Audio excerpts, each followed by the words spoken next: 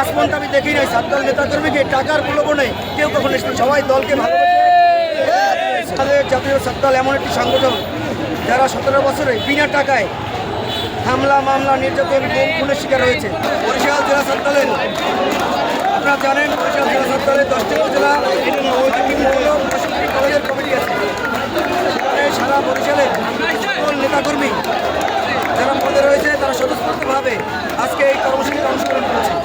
বাংলাদেশ জাতীয় সাতদল কেন্দ্রীয় সংসদের বিপ্লবী সভাপতি রাকিব ভাই এবং বিপ্লবী সাধারণ সম্পাদক নাসির ভাই এবং আমাদের টিম লিডার আমাদের জাতীয় দল কেন্দ্রীয় সংসদের সাধারণ সম্পাদক আরিফুল ইসলাম আরিফ ভাই সহ কেন্দ্রীয় সংসদের দায়িত্বপ্রাপ্ত নেতৃবৃন্দ এখানে রয়েছেন।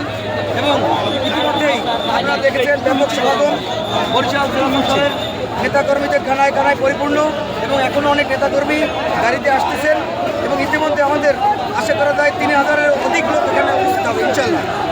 আজকে সমাবেশের মাধ্যমে আপনারা আসলে কি বার্তা দিতে চাচ্ছেন? সমাবেশের মাধ্যমে আমরা বলতে চাই বাংলাদেশ জাতীয় সাতদলের নেতাকর্মীরা দীর্ঘদিন আন্দোলন সংগ্রাম করেছে গণতন্ত্রের রক্ষা লড়াইয়ের জন্য এবং সেই লড়াইয়ের ধারাবাহিকতায় জুলাই আগস্টের যে বিপ্লবের জন্ম হয়েছে বাংলাদেশে ছাত্রদল বুকের তাজা রক্ত দিয়ে এই শেখ হাসিনা সরকারের পতন ঘটিয়ে বাংলাদেশে যাতে অবাধ সুষ্ঠু নিরপেক্ষ নির্বাচনের মাধ্যমে গণতান্ত্রিক রাষ্ট্র প্রতিষ্ঠিত হয় সেভাবে বাংলাদেশ জাতীয় সাতদল সর্বাত্মক পাশে থেকে কাজ করে যাবে ইনশাআল্লাহ। এবং আপনারা জানেন আমাদের ছাত্রদলের সাংগঠনিক অভিভাবক তারুণ্যের অহংকার এবং 18 কোটি বাংলাদেশের মানুষের নেতা তারুণ্যের অহংকার জনাব তারেক রহমান তিনি যে নির্দেশনা দেবে সাতদল আগামী দিনে বাংলাদেশের মানুষের পাশে থেকে সেই আশা আকাঙ্ক্ষা পূরণ করবে।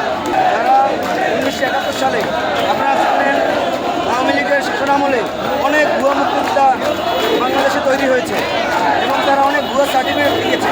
বাংলাদেশ জাতীয় মুক্তিযোদ্ধা কাউন্সিল যেমনটা আছে তারা ইতিমধ্যেই অনেক ভুয়া মুক্তিযোদ্ধা কিন্তু আপনারা নিরীক্ষণ করেছে।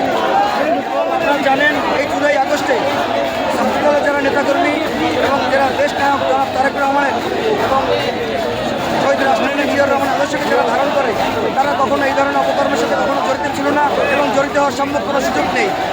এবং কারা কারা চাঁদাবাজিতে লিপ্ত তারা কোনো দায়িত্বশীল কোনো স্থানের নেই। এবং ইতিমধ্যে আপনারা দেখেছেন বিভিন্ন নেতাকর্মী বিভিন্ন দলের তারা ইতিমধ্যে গ্রেপ্তার হয়েছে এবং তাদেরকে চিহ্নিতও করতে পেরেছে এবং তাদের বাসায় নাকি 2.5 কোটি টাকার চেকও পাওয়া গেছে। সেই বিষয়ে আপনাদের সূত্র রাখতে হবে। জেলা বিএনপির দক্ষিণের পক্ষ থেকে সম্ভবপর দিয়েছে এবং সাতদল যারা আছেন তারা নিজ নিজ খরচায় এখানে এসেছেন। এখানে দলীয় ফান্ডের বাইরে কেউ কোনোভাবে আসে নাই।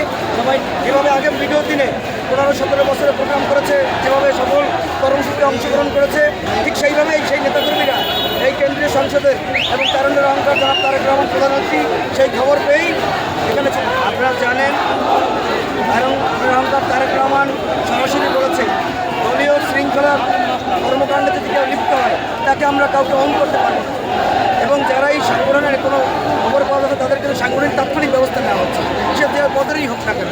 আমাদের জাতীয় সাতদল এমন একটি সংগঠন যারা 17 বছরে বিনা টাকায় হামলা মামলা নির্যাতন গুম খুনের শিকার হয়েছে তাদেরকে কোনো সময় কখনোই টাকা দেওয়ার কোনো প্রমাণ আছে বলে আমার জানা নেই। আমার এই